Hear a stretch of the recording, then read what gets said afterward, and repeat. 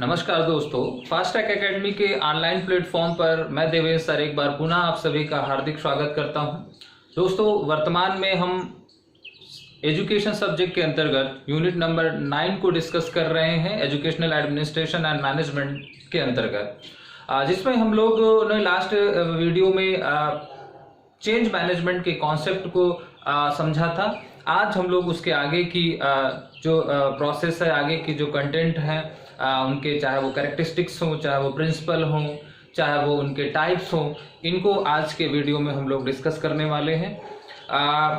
Last classes में हम लोगों ने जब meaning and concept of change management को समझा था, तो निष्कर्षतः हम इस बिंदु पर पहुंचे थे कि चेंज मैनेजमेंट अर्थात परिवर्तन प्रबंधन या परिवर्तन प्रबंध क्या है, ये हम लोगों ने जाना था। और उसके अंतर्गत हम लोगों ने ये जाना कि परिवर्तन प्रबंधन एक ऐसी समग्र प्रक्रिया है, एक ऐसा इंटीग्रेटेड स्ट्रक्चर अप्रोच है जिसमें हम किसी व्यक्ति के अंदर, किसी समूह के अंदर, किसी संस्था के अंदर वर्तमान से भविष्य की आवश्यकताओं के परिप्रेक्ष्य में संक्रमण की प्रक्रिया को लागू करते हैं। या दूसरे शब्दों में हम यूं कहें कि परिवर्तन प्रबंधन एक ऐसी कला एवं विज्ञान है जिसके द्वारा हम संस्था की वर्तमान से की जरूरतों एवं भविष्य की आवश्यकताओं को दृष्टिगत रखते हुए संस्था के अंदर कुछ मूलभूत बदलाव करते हैं, कुछ मूलभूत परिवर्तन करते हैं। और ये बदलाव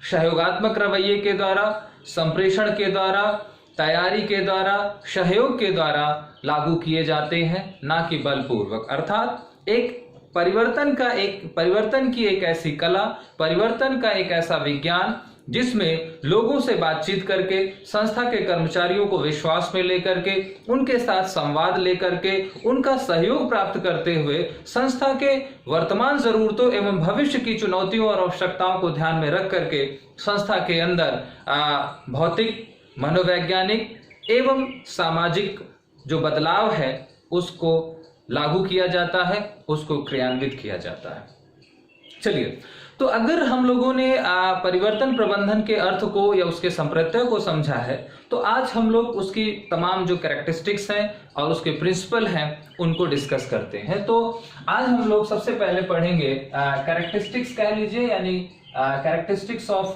change management.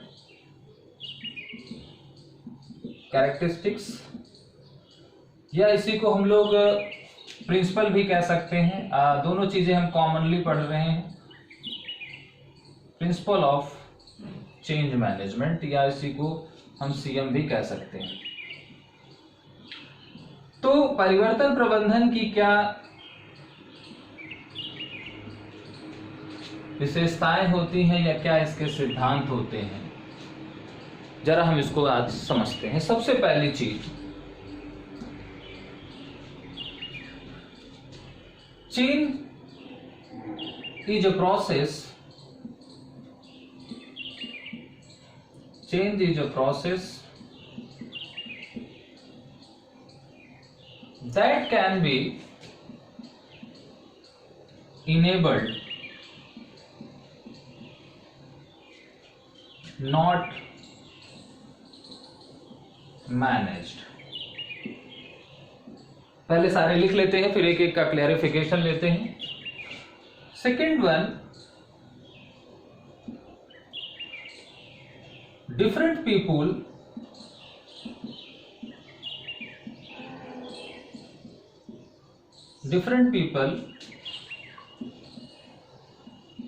react differently to change।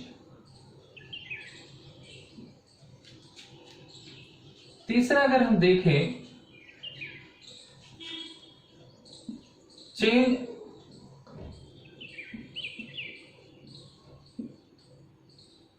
is a difficult because of emotions। Because of emotions, leadership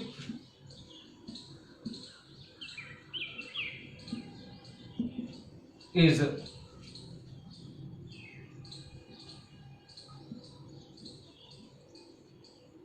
is a key of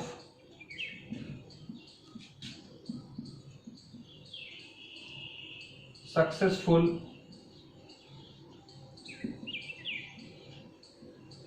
change management।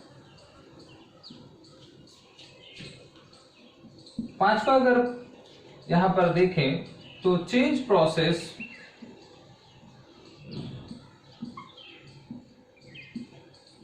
involve both organizational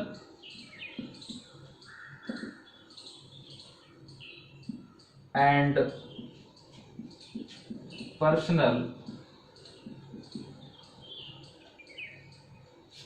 transition. अब पहले ये 5 बिंदुओं को हम यहां पर देखते हैं। सबसे पहला लिखा है कि change is a process that can be enabled not managed. मतलब परिवर्तन एक ऐसी प्रक्रिया है जिसे प्रारंभ या स्टार्ट तो किया जा सकता है। इनेबल का मतलब है स्टार्ट किया जा सकता है, लेकिन नॉट मैनेज्ड, लेकिन उसको प्रबंधित नहीं किया जा सकता है। यानी परिवर्तन एक ऐसी प्रक्रिया है जिसे प्रारंभ तो किया जा सकता है, लेकिन उसे फुल्ली मैनेज्ड नहीं किया जा सकता, फुल्ली कंट्रोल नहीं किया जा सकता। बहुत सारी चीजें जो है वो परिवर्तन नियंत्रण, परिवर्तन प्रक्रिया के अंतर्गत बहुत सारी ऐसी चीजें होती हैं जो परिवर्तन प्रक्रिया के जो है वो बाहर होती हैं, या हमारे परिवर्तन जो है करने वाले के नियंत्रण से बाहर होती हैं। यानी हमने कहा कि कुछ जो चेंजमेंट्स होते हैं वो इंटरनल ड्राइव्स के कारण आते हैं, और कुछ चेंजमेंट्स जो है वो एक्सटर्नल ड्राइव्स के कारण आते हैं। जैसे तमाम चीजें हैं, एक उदाहरण के लिए सरकार ने कोई पॉलिसी बनाई, तो उस पॉलिसी को उसने एक सोच के साथ, एक उद्देश्य के साथ उन्होंने बनाया और उसको बदलाव करके पुरानी पॉलिसी की जगह नई पॉलिसी उन्होंने लागी। यानी उन्होंने परिवर्तन प्रक्रिया को एक पुरानी पॉलिसी के स्थान पर एक नई पॉलिसी लाई। जैसे एक पुरानी शिक्षा नीति के स्थान पर एक नई शिक्षा नीति लाई गई, तो ये तो इनेबल्ड तो कर दिया, लेकिन क्या वो जो नई पॉलिसी है वो उनके अपेक्षाओं पर, उनकी जो उद्देश्य है, जो उनके लक्ष्य हैं, क्या उनकी दिशा में 100% क्रियान्वित होगी या सफलतापूर्वक उस दिशा में गमन करेगी? ऐसा बिल्कुल भी नहीं कहा जा सकता। तो परिवर्तन की प्रक्रिया को प्रारंभ किया जा सकता है, परंतु पूर्णतः प्रबंधित नहीं किया जा सकता। ये पहला प्रिंसिपल है चेंज प्रोसेस का। दूसरा है different people react differently to change.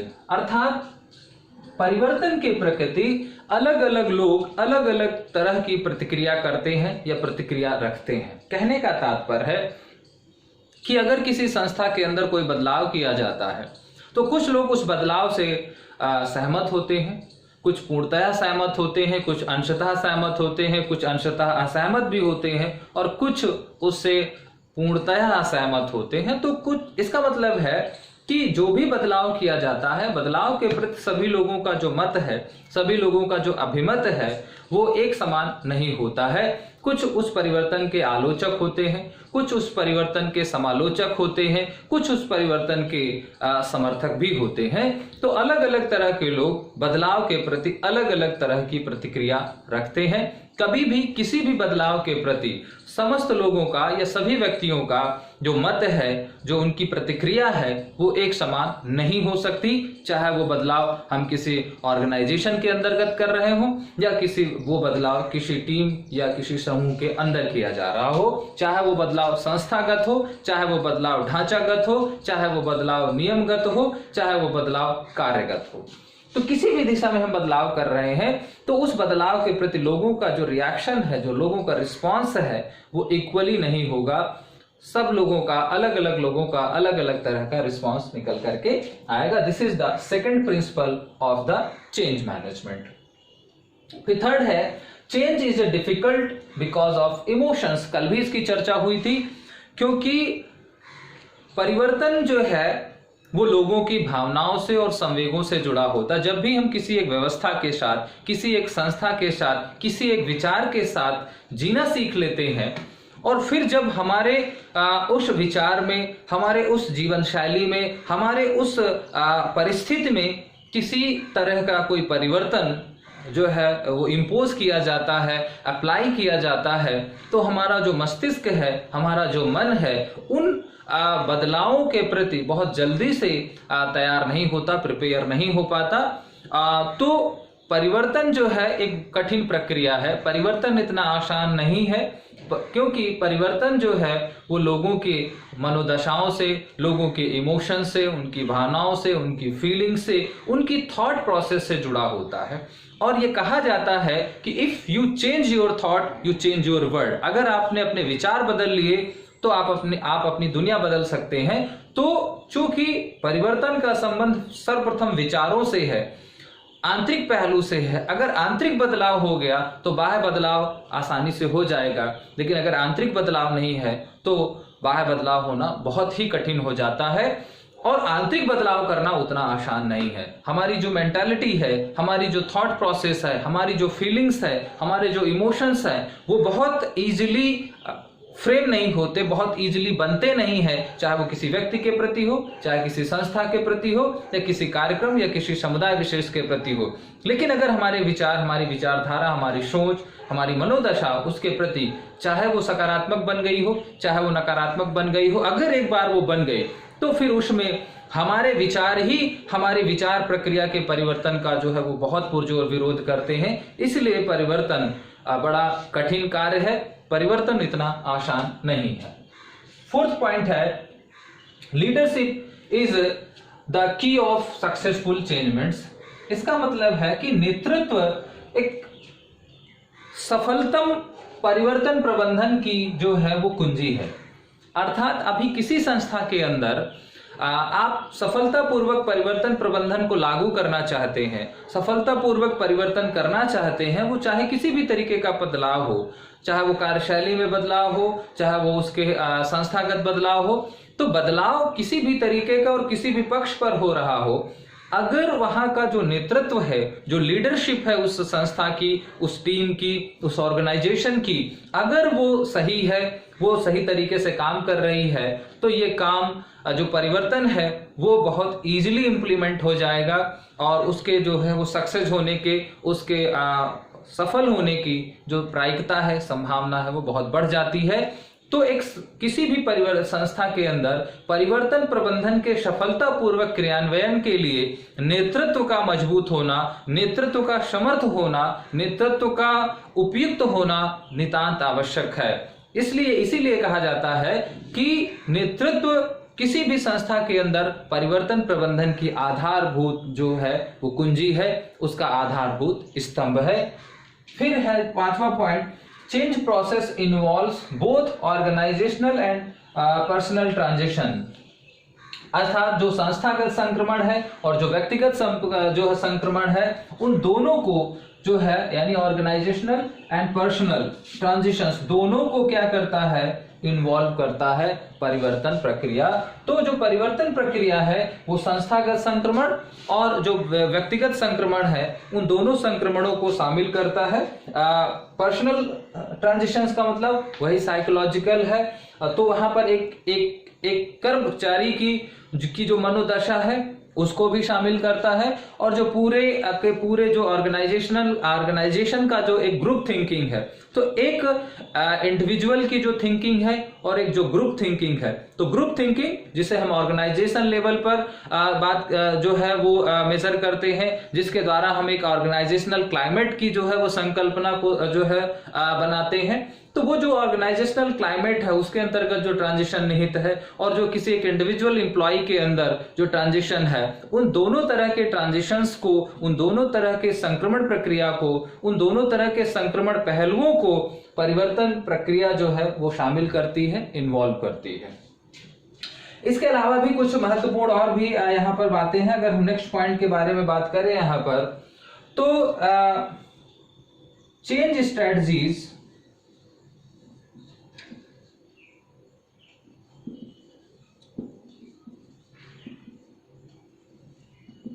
Are situational.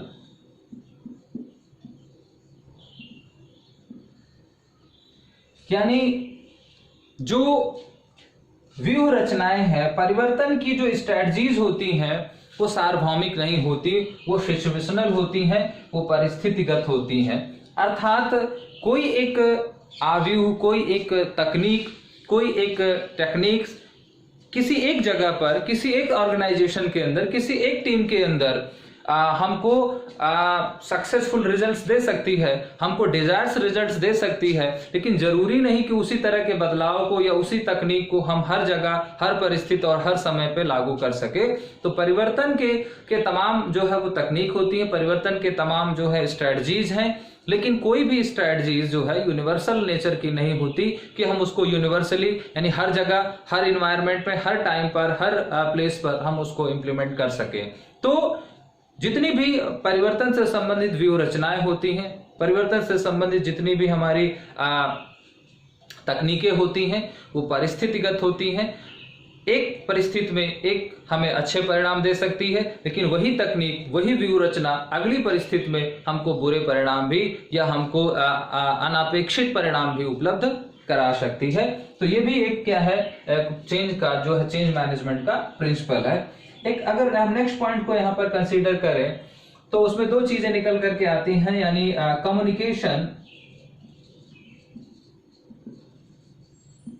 Communication and support, यानी संप्रेषण एवं मदद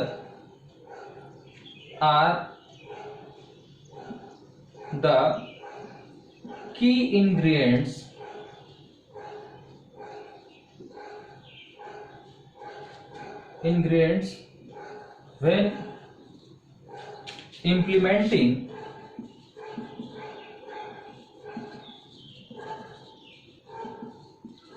when implementing change। कहने का तात्पर्य दो बातें हैं, एक तो कम्युनिकेशन, दूसरा support are the key ingredients. Ingredients का मतलब है सामग्री, या इसी को हम विषय वस्तु कह सकते हैं। व्हेन इम्प्लीमेंटिंग चेंज, जब भी किसी संस्था के अंदर हम किसी परिवर्तन को लागू करते हैं, अप्लाई करते हैं, तो परिवर्तन को लागू करने से पहले हमने कहा कि दो चीजें बहुत महत्वपूर्ण है। उसमें जो की इंग्रेडिएंट्स हैं, जो उसकी आधारभूत सामग्री है, वो दो है। एक है संप्रेषण और दूसरा है दूसरों से मदद या जो है दूसरों की जो है वो हेल्प लेकर के। तो सपोर्ट एंड कम्युनिकेशन, हमने कहा कि किसी भी परिवर्तन को लागू करने से पहले, चाहे वो कितना ही सूक्ष्म परिवर्तन क्यों ना हो और चाहे वो कितना ही मेजर चेंजमेंट्स क्यों ना हो, तो चाहे हमें माइक्रो चेंजमेंट्स करने हो किसी ऑर्गेनाइजेशन के अंदर, चाहे हमको माक्रो चेंजमेंट्स करने हो, चेंजमेंट्स को इंप्लीमेंट करने से पहले, चेंजमेंट्स को अप्लाई करने से पहले हमें अपने जो फॉलोअर्स हैं, जो हमारे कर्मचारी हैं, हमारे एम्प्लॉइज हैं, हमारे सपोर्टर्स हैं, उनको ट्रस्ट में लेना, उनको विश्वास में लेना बहुत जरूरी है। और उनके साथ एक प्रॉपर कम्युनिकेशन करके ही हमें जो है वो परिवर्तन प्रक्रिया को लागू करना चाहिए, परिवर्तन प्रक्रिया की योजना बनानी चाहिए। क्योंकि अगर परिवर्तन करने का आपने निर्णय कर लिया है तो सबसे पहले आपको योजना बनानी पड़ेगी, और अगर उस परिवर्तन प्रक्रिया की जो परिवर्तन का जो आपने एक एजेंडा तय किया है, और अगर उस एजेंडे में आपने कर्मचारियों से, अपने सबऑर्डिनेट से आपने सलाह मशविरा लेकर के चीजों को निर्धारित किया है, तो एक तरीके से जब वो ग्राउंड लेवल पर वो आपका एजेंडा आएगा तो लोगों में ना तो उसके प्रति एक तरीके का विद्रोह होगा, ना लोगों में उसके प्रति एक असहमति होगी, और बड़े आसानी से आपके वो जो परिवर्तन है वो जमीनी स्तर पर लागू हो जाएंगे, और आपके जो अपेक्षित लक्ष्य हैं उस परिवर्तन के मूल में वो भी बड़े आसानी से आपको प्राप्त हो जाएंगे। तो इसलिए कहा जाता है कि जब भी किसी परिवर्तन प्रक्रिया को आप जमीनी स्तर पर क्रियान्वित करें तो क्रियान्वयन के दौरान लोगों के साथ बातचीत करना और लोगों के साथ लोगों की मदद लेकर के ही उसको कभी भी अथॉरिटेरियन तरीके से, कभी एक निरंकुश जो है राजा की तरीके, कभी एक अथॉरिटेरियन पर्सनालिटी की तरह, एक अथॉरिटेरियन पर्सन्स की तरह, हाई अथॉरिटी की तरह ऊपर से परिवर्तन थोपे नहीं जाने चाहिए। क्योंकि अगर आप जबरदस्ती बलपूर्वक चेंजमेंट्स को इम्पोज करेंगे, फोर्स करेंगे, तो वो जो चेंजमेंट्स है उसके प्रति आपके जो सपोर्टर्स हैं, आपके जो सबऑर्डिनेट्स हैं, आपके जो फॉलोअर्स हैं, उनमें एक असंतुष्टि का भाव, एक असहमति का भाव और एक विद्रोह का भाव जन्म लेगा। और जब कर्मचारियों में एक असहमति और असंतोष की मनोदशा या मनोभावना उत्पन्न हो जाती है, तो फिर आपके जो अपेक्षित लक्ष्य हैं वो नहीं प्राप्त होते और इसका कहीं ना कहीं जो खामियाजा है वो पूरी संस्था को भुगतना पड़ता है और हमारी संस्था जो है वो अपने प्रगति मार्ग से, अपने लक्ष्य मार्ग से भटक जाती है। और अगर ऐसा लगातार बना रहा तो उसका जो अंत है वो भी बहुत निकट जो है वो दिखलाई पड़ने लगता है। तो ये 7 पॉइंट हैं। इसमें से कुछ पॉइंट्स और भी हम लोग कंसीडर करते हैं। जैसे इसमें से एक चीज यहाँ पर है कि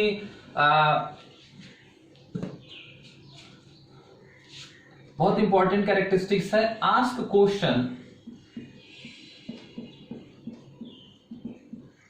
बिफोर मेकिंग चेंज। इसका मतलब है कि परिवर्तन करने से पहले हमें कुछ मूलभूत प्रश्न करने चाहिए या कर लेने चाहिए। आस्क क्वेश्चंस यानी कुछ प्रश्न बिफोर मेकिंग चेंज। अब परिवर्तन लागू करने से पहले, अप्लाई करने से पहले हमें किस तरह के क्वेश्चंस करने चाहिए? क्वेश्चंस क्या है? What, why, when, how,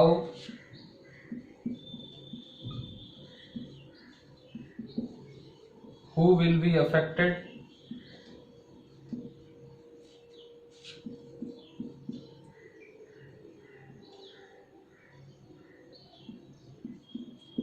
after change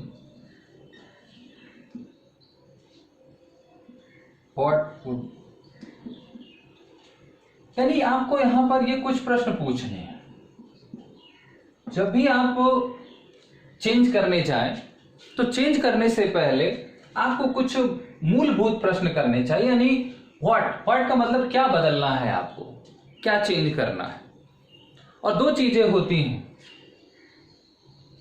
दो चीजें परिवर्तन में आती हैं। एक तो हम कहीं ना कहीं परिवर्तन के अंतर्गत हम कंटेंट बदल रहे होते हैं और कभी ना कभी हमें स्पीड यानी कार्य की गति यानी कार्य की जो विषय वस्तु है उसमें हमें बदलाव करना है या उसकी गति में बदलाव करना है। ये कंटेंट और स्पीड आगे हम लोग कंसीडर करेंगे जब अभी टाइम्स देखेंगे। व्हाई, हमें क्यों बदलाव करना है, यानी उसकी नीड क्या है। यहां पर नीड क्या है, जरूरत क्या है। व्हेन, इसका मतलब है कि टाइमिंग क्या रखनी है, किस समय, क्योंकि अगर आपने सही समय पर बदलाव किए तो वही बदलाव आपके क्या है, आपको सकारात्मक परिणाम देंगे। क्योंकि गलत समय पर अगर आपने परिवर्तन कर दिए, जैसे उदाहरण के तौर पर आपने पढ़ने की जो अपनी स्ट्रेटजी है, पढ़ने का जो एक मेथड है, वो परीक्षा के ठीक 10 दिन पहले बदल लिया या 15 दिन पहले बदल लिया, तो हो सकता है कि उससे आपको जो है वो घातक परिणाम जो है भुगतने पड़ जाए। तो परिवर्तन क्या है, एक कठिन प्रक्रिया है, इसलिए परिवर्तन का समय भी बहुत हमें ध्यानपूर्वक निर्धारित करना है। यानी किस समय हम परिवर्तन करें जिससे जो उथल पुथल है, जिससे अव्यवस्था है, वो न्यूनतम स्तर पर रहे संस्था के अंदर या किसी व्यक्ति के अंदर या किसी समूह के अंदर। तो यहाँ पर हमें उसकी टाइमिंग को, हमें उसकी जो सिचुएशन है उसको भी यहाँ पर ध्यान में रखना है। हाउ, फिर यहाँ पर उसका प्लान क्या है, उसकी योजना क्या है, आप किस तरीके से जो है उस परिवर्तन को इम्प्लीमेंट करेंगे, आपकी प्लानिंग क्या है। फिर what, who will be affected, यानी यहाँ पर उस परिवर्तन से कौन कौन से लोग हैं वो जो है वो प्रभावित होने वाले हैं। उस परिवर्तन का किन किन लोगों पर प्रत्यक्ष या अप्रत्यक्ष प्रभाव पड़ेगा, किन पर पॉजिटिव इफेक्ट पड़ेगा, किन पर निगेटिव इफेक्ट पड़ेगा। क्योंकि इन्हीं के साथ आपको, यानी यहाँ पर आपकी जो ह्यूमंस हैं उनसे आपको, और इन्हीं के साथ आपको क्या करना है, कम्युनिकेशन करना है, जिन पर चाहे वो पॉजिटिव इफेक्ट पड़ने वाला हो चाहे नेगेटिव इफेक्ट पड़ने वाला हो, संवाद आपको उन्हीं हु के साथ करना, उन्हीं लोगों के साथ करना है। तो ऐसे कौन से लोग हैं जो उस परिवर्तन से सकारात्मक या नकारात्मक रूप से प्रभावित होने वाले हैं, और जिन पर आपको लगता है कि इस चेंजमेंट्स का कुछ नेगेटिव इफेक्ट पड़ेगा, उनके साथ तो कम्युनिकेट करना, उनको ट्रस्ट में लेना, उनके अंदर एक बिलीवनेस क्रिएट करना कि हम आपके हितों का जो है वो पूरी तरह से ध्यान रखेंगे, संस्था आपके हितों का पूरी तरह से संरक्षण करेगी। कुछ इस तरीके की जब हम उनके साथ एक परिवर्तन लागू करने से पहले ही संवाद बना लेते हैं, तो उन व्यक्तियों में जो एक असंतोष, असुरक्षा और जो असहमति की भावना होती है वो उत्पन्न ही नहीं होने पाती, और ये हमारे परिवर्तन प्रबंधन की सफलता के लिए एक बहुत बड़ी जो है वो उपलब्धि होती है। एंड फिर एक लास्ट है, आफ्टर चेंज व्हाट, यानी उस परिवर्तन के बाद क्या होगा, उस परिवर्तन के बाद का सिनेरियो क्या होगा, उसके बाद का जो सर्कमस्टेंसेस होंगे वो कैसे होंगे, और फिर कब हमें परिवर्तन करना होगा और उससे क्या हमको हासिल होने वाला है। तो इसका मतलब है कि यहाँ पर जो है एक तरीके से एक प्रोस्पेक्टिव फीडबैक की बात की जाती है। प्रोस्पेक्टिव यानी भावी मूल्यांकन जो है, प्रोस्पेक्टिव फीडबैक भी आपको यहाँ पर लेकर के चलना है कि ये जो बदलाव हम करेंगे और जब ये बदलाव हो जाएंगे तो इससे क्या बदलेगा, क्या सिनेरियो में चेंजमेंट्स आएगा, क्या ऑर्गेनाइजेशन में चेंजमेंट्स होगा। तो वो जो संभावित भविष्य के जो आपके आउटपुट्स हैं वो क्या होंगे, इनका हम यहाँ पर जो है वो प्रोस्पेक्शंस करते हैं, उनके बारे में एक प्रेडिक्शंस क्रिएट करते हैं। तो ये प्रिंसिपल हमको बताता है कि हमको परिवर्तन प्रक्रिया जो है वो सडनली विदाउट प्लान, अचानक नहीं जो है इंप्लीमेंट करनी है, बल्कि परिवर्तन प्रक्रिया से पहले हमने कहा ना कि ये क्या है, जो है वो साइंस भी है, और इस साइंस का मतलब यही है, जब हमने कहा कि चेंज मैनेजमेंट एक साइंस भी है एंड क्या है, एक आर्ट भी है, तो इसमें दोनों चीजें हैं। साइंस मतलब ये सारी जो चारी हम क्वेश्चनिंग कर रहे हैं, कहीं ना कहीं ये विज्ञान का पहलू है, और फिर जब हम उसको कम्युनिकेट करेंगे, किस तरीके से लोगों के साथ जो है उन परिवर्तनों को हम साझा करेंगे, किस तरीके से उनका विश्वास जीतेंगे उन परिवर्तन प्रावधानों के प्रति, वो कहीं ना कहीं लीडरशिप की कला है। और ये ध्यान रखें कि ये सारी की सारी जो रिस्पॉन्सिबिलिटी है किसी भी ऑर्गेनाइजेशन के अंदर, ये मेनली लीडरशिप की होती है, कि क्योंकि जो लीडरशिप है वो एम्प्लॉयर और एम्प्लॉय के बीच जो है एक ब्रिज का काम करता है। तो जो भी जो हाई अथॉरिटी है जिसे अपने जो चेंजमेंट्स इंप्लीमेंट करना है उसे, और उस ऑर्गेनाइजेशन की जो लीडरशिप है उसकी ये मेजर रिस्पॉन्सिबिलिटी है कि वो इस दिशा में बात करे, और हर एक पहलू पर जो है वो माइक्रो ऑब्जर्वेशन करके ही किसी भी चेंजमेंट्स को इंप्लीमेंट करेगी ऑर्गेनाइजेशन के अंतर्गत।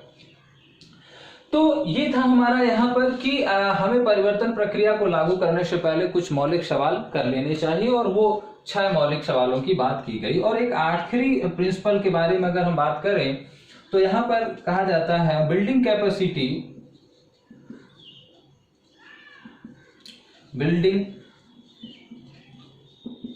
Capacity for change is an evolutionary process.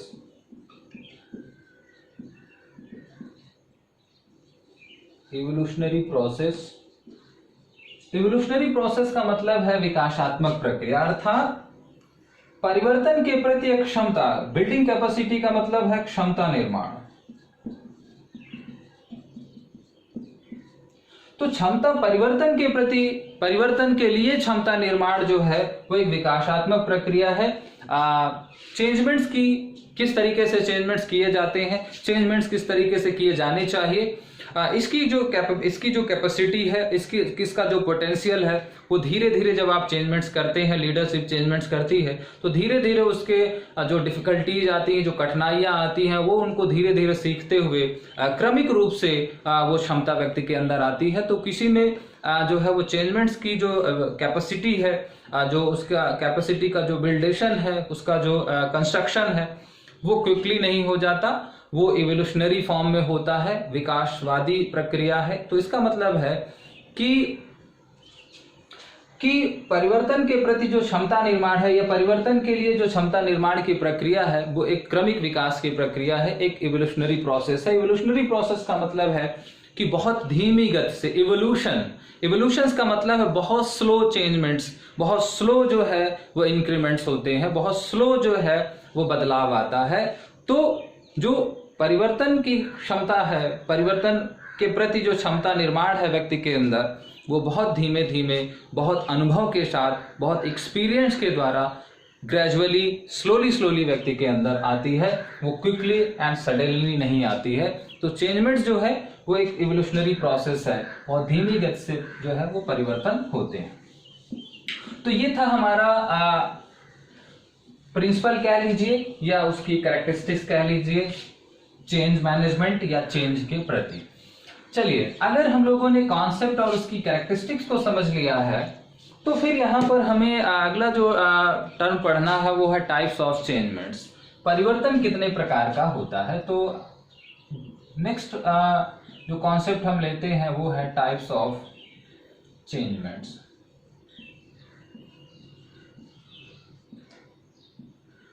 परिवर्तन के प्रकार।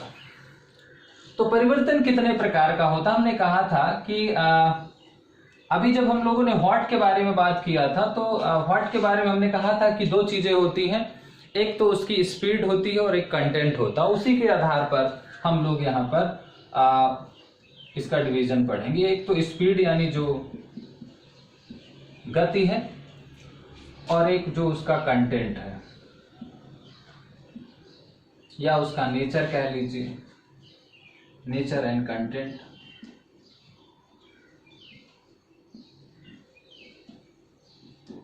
प्रकृति एवं विषय वस्तु के आधार पर।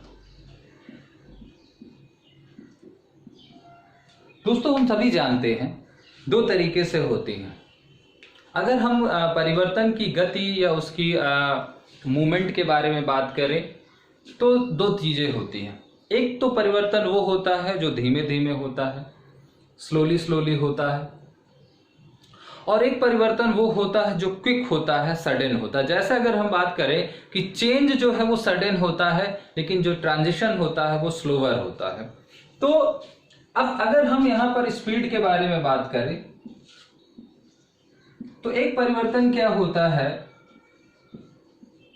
स्लो होता है, और एक क्या होता है, फास्ट होता है, या उसी को हम इमीडिएट कह दें या उसी को हम क्विक कह दें। तो दो तरीके से बदलाव होते हैं। अब जो चेंजमेंट फ्लो होता है वो कहलाता है इवोल्यूशनरी चेंज। इसको हम क्या कहते हैं, इवोल्यूशनरी चेंज, यानी इसको हम क्रमिक विकास परिवर्तन कहते हैं। तो अगर आपसे पूछा जाए कि what is a evolutionary change, तो इवोल्यूशनरी चेंज का मतलब है स्लो चेंजमेंट, कोई धीमा परिवर्तन जिसे हम कहते हैं कि एक धीमी गति से होने वाला स्लो एंड इंक्रीमेंटल। यहां पर चूंकि परिवर्तन है तो यहां पर हम कह सकते हैं कि जो स्लो होगा वो हमारा इवोल्यूशनरी चेंजमेंट्स कहलाएगा, लेकिन एक होता है इमीडिएट यानी तात्कालिक या तुरंत, फास्ट, तीव्र, त्वरित गति से होने वाला परिवर्तन। तो उस परिवर्तन को हम कहते हैं जो है वो ड्रामेटिक चेंज कह सकते हैं, या इसको एक और नाम भी जाना जाता है और इसको हम कहते हैं स्वीपिंग चेंज। दो नामों से जाना जाता है। तो दूसरा जो हमारा टाइप्स है, यानी अब अगर हमसे कहा जाए कि इवोल्यूशनरी चेंज क्या होता है तो हम कहेंगे कि कोई भी ऐसा परिवर्तन जो बड़े धीमी गति से होता है, मंदम गति से होता है, स्लोली होता है, उस परिवर्तन को हम इवोल्यूशनरी चेंज या उसको विकास जो है वो क्रमिक विकास परिवर्तन कहते हैं। फिर दूसरा है ड्रामेटिक चेंज या उसको जो है वो स्वीपिंग चेंज कहा जाता है। तो स्वीपिंग चेंज या ड्रामेटिक चेंज क्या है? वो चेंज जो क्विक होता है, सडन होता है, इमीडिएट होता है, फास्ट होता है।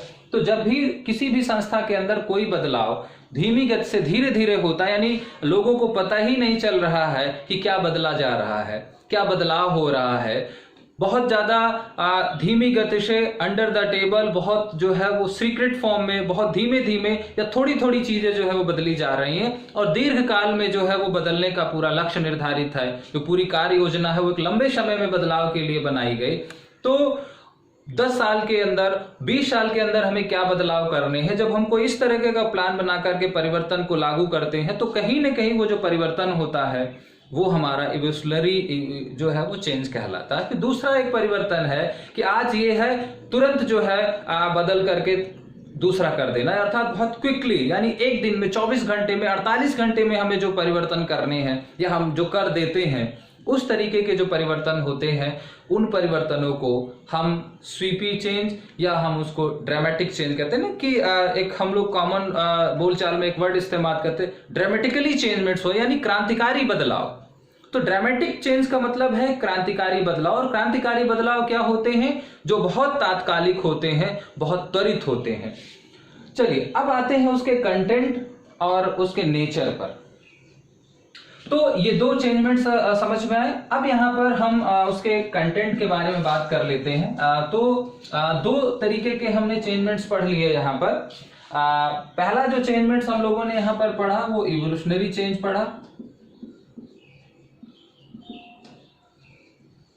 इवोल्यूशनरी चेंज पढ़ा, और दूसरा जो हमने पढ़ा वो स्वीपिंग या उसको हमने ड्रामेटिक चेंज कहा। इनके जो विस्तृत अर्थ है एग्जाम्पल के साथ आप लोग नोट्स अगर बना रहे हैं तो नोट्स में आप विद एग्जाम्पल्स इनको नोट डाउन करेंगे ताकि ये चीजें ध्यान रहे। तो यहां पर हमने कहा ना कि 2 साल, 3 साल, 5 साल के लिए हमने जो परिवर्तन निर्धारित किए तो वो इवोल्यूशनरी चेंज में आएंगे। 24 घंटे, 48 घंटे के अंदर जो बदलाव हम कर रहे हैं या करने वाले हैं वो हमारे कहीं ना कहीं ड्रामेटिक या जो है वो स्वीपिंग चेंज यानी क्रांतिकारी बदलाव के अंतर्गत आते हैं। अब अगर हम विषय वस्तु के बारे में बात करें तो यहां पर भी कुछ बातें आपको यहां पर समझ लेनी है।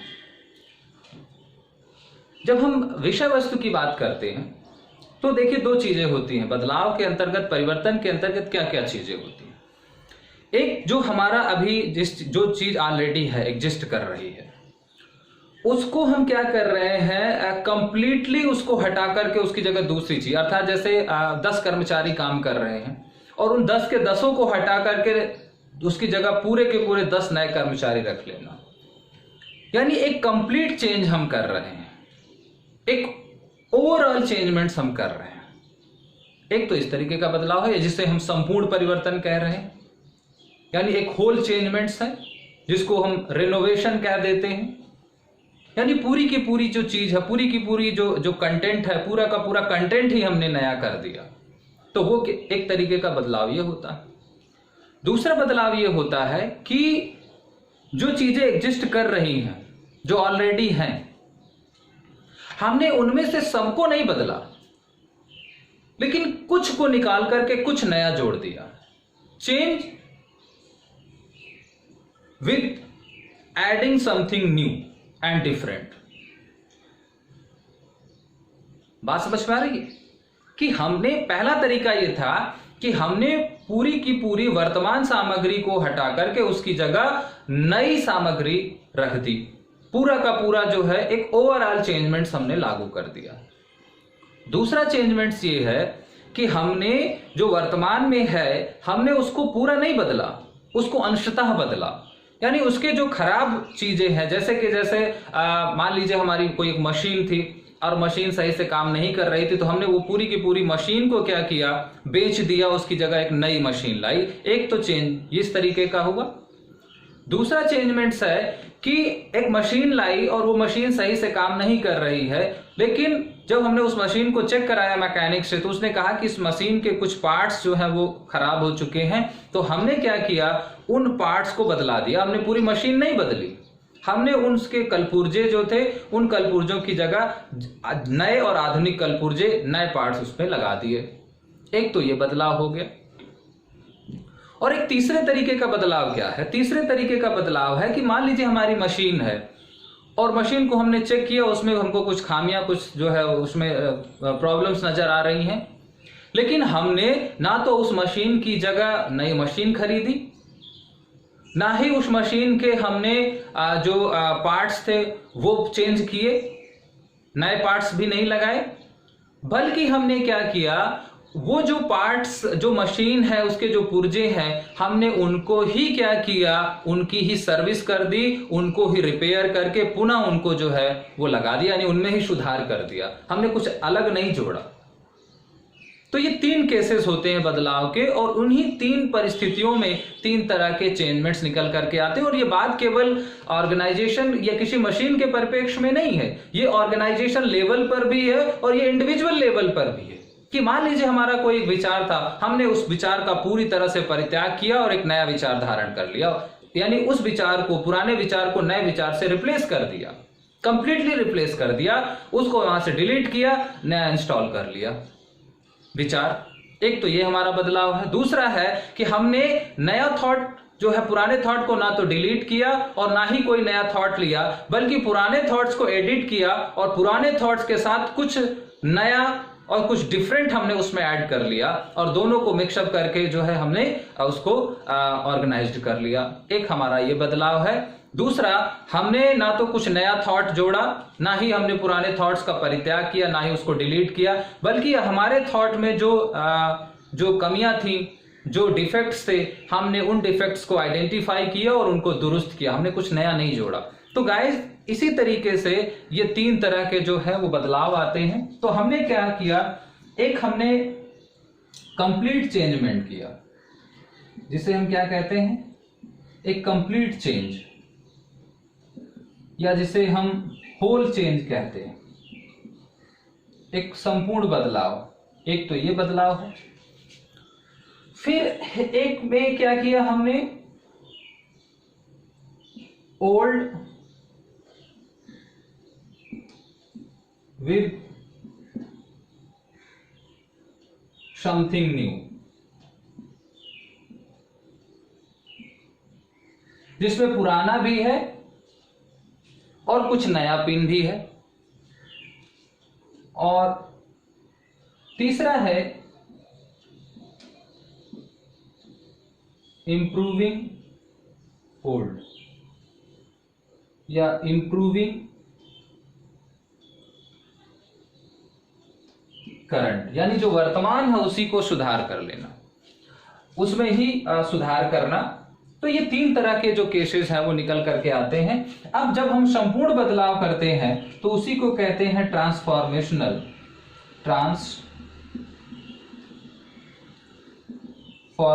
चेंज। यानी जब हमने, या इसी को हम कह सकते हैं, ये जो कंप्लीट चेंज होता है इसी को रेनोवेशन कहा जाता है। रेनोवेशन करा लेना, यानी पूरा का पूरा बदल देना और नई मशीन, पुरानी, यहां पर एग्जांपल आप लिख सकते हैं यहां पर कि जब हमने एक पुरानी मशीन की जगह वर्तमान मशीन को हटा करके नई मशीन परचेज कर ली। दूसरा, यहां पर ये जो दूसरा तरह का जो हमने परिवर्तन देखा वो था हमारा ट्रांजिशनल चेंज, जिसे हमने संक्रमण परिवर्तन या संक्रमित परिवर्तन कहा। और एक जो हमारा तीसरा केस था वो है हमारा डेवलपमेंटल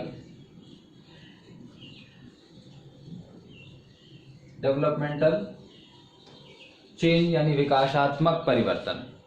तो ये 5 तरीके का हम लोगों ने परिवर्तन पढ़ा। परिवर्तन 5 प्रकार के होते हैं। हमने कहा कि इवोल्यूशनरी चेंज, यानी जो बड़ा स्लोली होता है, स्लो और इंक्रीमेंटल होता है। स्वीपिंग या ड्रामेटिक चेंज, यानी बहुत जो क्विक एंड सडन होता है।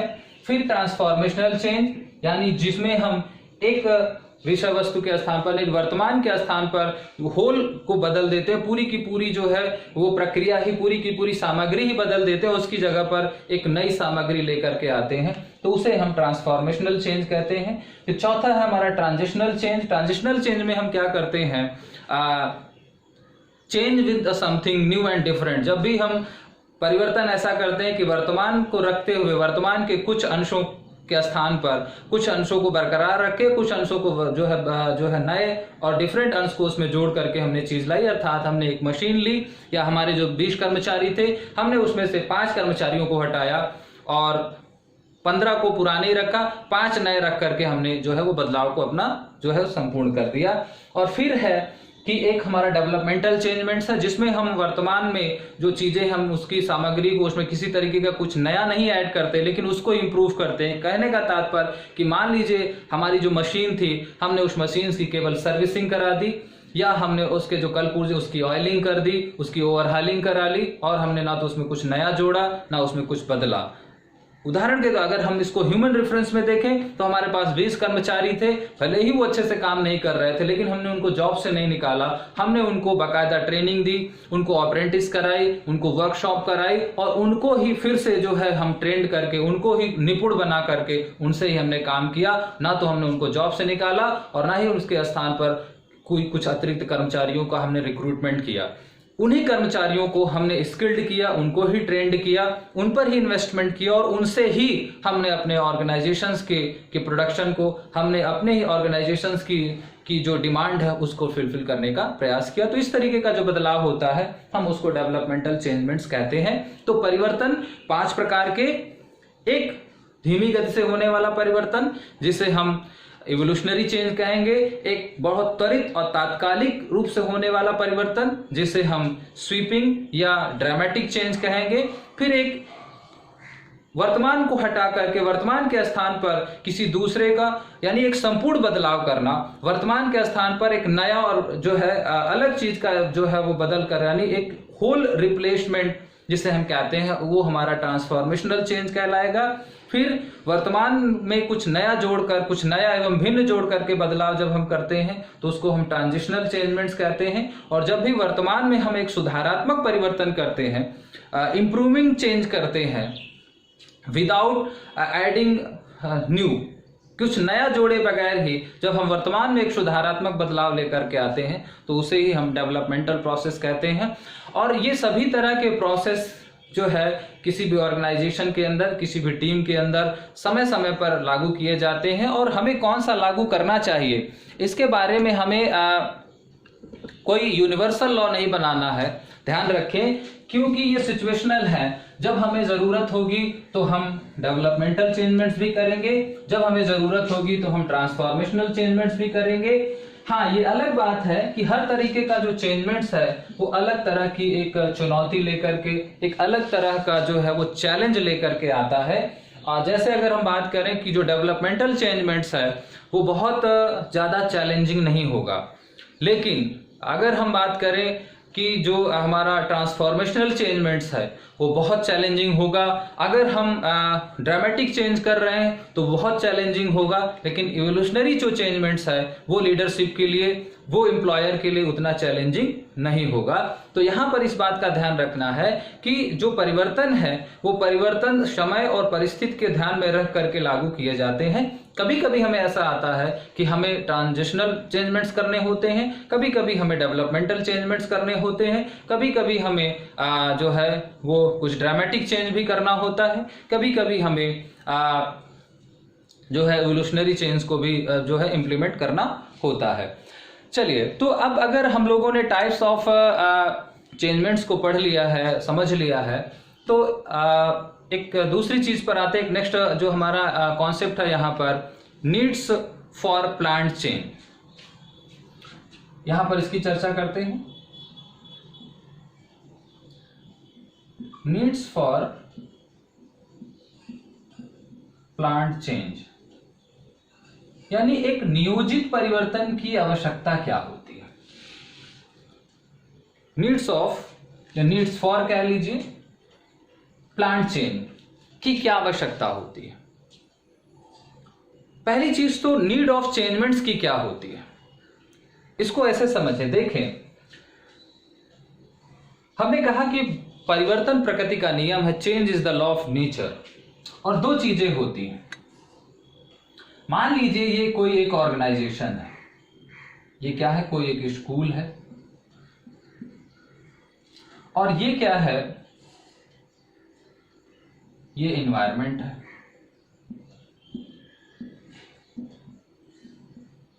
ये इन्वायरमेंट है,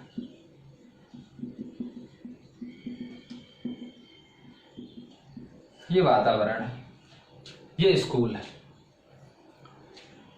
चेंज यहां भी हो रहा है, चेंज यहां भी हो रहा है, लेकिन ये क्या है, एक्सटर्नल एस्पेक्ट है यहां पर, और ये क्या है, इंटरनल है। हमें यहां की चीजें समझनी है, ये इंटरनल है, ये एक्सटर्नल है। तो जो दोनों जगह क्या है, एक रेट ऑफ चेंज है, दोनों जगह परिवर्तन की एक दर है। एक दर से यहां पर परिवर्तन हो रहा, आप ये नहीं कह सकते कि नहीं यहीं पर वातावरण में ही बदलाव हो रहे हैं, यहां पर बदलाव नहीं हो रहे हैं, बदलाव हर जगह हो रहे हैं। यहां पर बदलाव हर जगह हो रहे हैं। एक इंटरनल भी चेंज हो रहा है और एक एक्सटर्नल भी चेंज हो रहा है। बदलाव की जरूरत कब होती है? बदलाव की जरूरत तब होती है जब external rate of change exceed the internal rate of change. यहां पर आप समझ लीजिए कि आपको नीड कब पड़ती है चेंज की, और प्लांट चेंज की नीड क्यों पड़ती है? क्योंकि इंटरनली भी चेंजमेंट्स होते हैं और एक्सटर्नली भी चेंजमेंट्स होते हैं। लेकिन जब हमारा जो इंटरनल रेट ऑफ चेंज है वो लगभग equal to external rate of change के साथ, अर्थात जो आंतरिक परिवर्तन की दर है और जो बाह्य परिवर्तन की दर है, अगर वो दोनों दरें लगभग एक समान है तो चीजें जो है वो कदम ताल मिला हुआ है और बराबर वो चीजें चलती रहेंगी। लेकिन समस्या कहां पर आती है? जब बाह्य परिवर्तन की दर, दो चीजें हैं यहां पर, एक बाह्य परिवर्तन दर है और एक हमारी आंतरिक परिवर्तन दर है।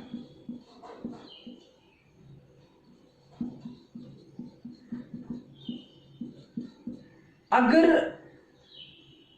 ये दर तेज हो गई, यानी जब हमारा external rate of change is greater than internal rate of change होता है, तब हमें प्लांट जो है चेंज की जरूरत पड़ती है, तब हमें संस्था के अंदर, तब हमें यहां पर बदलाव की जरूरत है। अगर फॉर एग्जाम्पल जो दूसरे स्कूल्स हैं, चूंकि इन्वायरमेंट में दूसरे स्कूल्स में दूसरे ऑर्गेनाइजेशन है जो सेम तरीके का काम कर रहे हैं, अगर उन्होंने कोई चीज बदली है कुछ समय के साथ, कस्टमर्स की जो हमारी डिमांड्स है, जो कंज्यूमर्स जो है, एक्सटर्नल फैक्टर्स, तमाम चीजें आगे हम इसको कंसीडर करेंगे। एक उदाहरण के तौर पर जो दूसरे विद्यालय हैं उन्होंने अपने अंदर बदलाव कर लिया, मान लीजिए गवर्नमेंट पॉलिसीज है, सरकार ने कोई नीति बनाई, जो दूसरे विद्यालय हैं उन्होंने गवर्नमेंट की नीति के अनुसार अपने आप को बदल लिया, लेकिन आपने नहीं बदला, तो एक असंतुलन उत्पन्न हुआ, यानी एक्सटर्नल एनवायरनमेंट और इंटरनल एनवायरनमेंट में गैप क्रिएट हुआ, और जब इस तरह का गैप होता है तो इसके अस्तित्व को खतरा होता है। तो हमें परिवर्तन की जरूरत कब पड़ती है? परिवर्तन की जरूरत चाहे वो संस्था के विशेष के बारे में, और यही बात एक इंडिविजुअल के अंतर्गत भी लागू होती है। अगर समाज में लोगों के विचार बदल गए हैं और आपने अपने विचार को समाज के, सोसाइटी के अनुकूल नहीं बदला, तो आप अपने उस विचार के साथ समाज में अपना समायोजन नष्ट कर बैठेंगे। इसलिए आपको अपने अंदर बदलाव, अपनी मनोदशा में बदलाव करना होगा, क्योंकि समाज में लोगों की सोच, समाज में लोगों की मेंटालिटी बदल चुकी है। तो जब बाह्य परिवर्तन की दर तेज हो जाती है, समाज, दुनिया बड़ी तेजी से बदलती है और आप अपने आप को उतनी तेजी से नहीं बदल पाते हैं, तो चाहे वो किसी व्यक्ति विशेष के बारे में हो, चाहे वो किसी संस्था या संगठन विशेष के बारे में हो, जब दुनिया जितनी तेजी से बदलती है, आपको भी अपनी संस्था को और अपने आप को भी उतनी तेजी से बदलना होता है। तभी आप सरवाइव कर पाते हैं, तभी आप अपने अस्तित्व की रक्षा कर पाते हैं, तभी आपका एग्जिस्टेंस जो है वो बच पाता है। तो ओरिजिन कब होता है चेंजमेंट्स का? परिवर्तन की आवश्यकता कब पड़ती है? परिवर्तन की आवश्यकता दोस्तों तब पड़ती है जब बाह्य परिवर्तन की दर आंतरिक परिवर्तन की दर से ज्यादा हो जाती है, क्योंकि अगर आपने उस समय परिवर्तन नहीं किया तो जब बाह्य परिवर्तन और आंतरिक परिवर्तन के बीच एक ज्यादा अंतराल उत्पन्न हो जाता है तो फिर यकीन मानिए कि आपका जो अंत है, चाहे वो आप एक संस्था के रूप में कल्पना कर ले या एक व्यक्ति विशेष के रूप में कर ले, आपका जो एंड है वो बहुत नियर है। तो ये ध्यान रखिए कि when the rate of external change exceed the rate of internal change, the end is near, the end is very near। इस बात को आपको ध्यान में रखना है। तो हमें जरूरत कब पड़ती है, नीड कब होती है, शायद इसका जवाब आपको मिल चुका होगा। ऐसे कौन से ड्राइवर्स हैं, ऐसे कौन से फोर्सेस हैं जो नीड ऑफ चेंजमेंट्स है उसको जनरेट करते हैं, इसकी चर्चा हम लोग अगली क्लास पे करेंगे। आज इतना ही गाइस। आई होप कि आपको ये टॉपिक समझ में आ रहा होगा। फिर भी यदि आपकी कोई क्वेरीज है तो आप डिस्क्रिप्शन बॉक्स में अपना कमेंट्स छोड़े, हम उसको नेक्स्ट क्लास पर डेफिनेटली कंसीडर करेंगे। तो guys, thank you so much for the joining us. Next video में इस टॉपिक के जो रिमेनिंग पार्ट्स उनके साथ मिलेंगे। तब तक लिए अपना ध्यान रखिए। Take care, bye bye.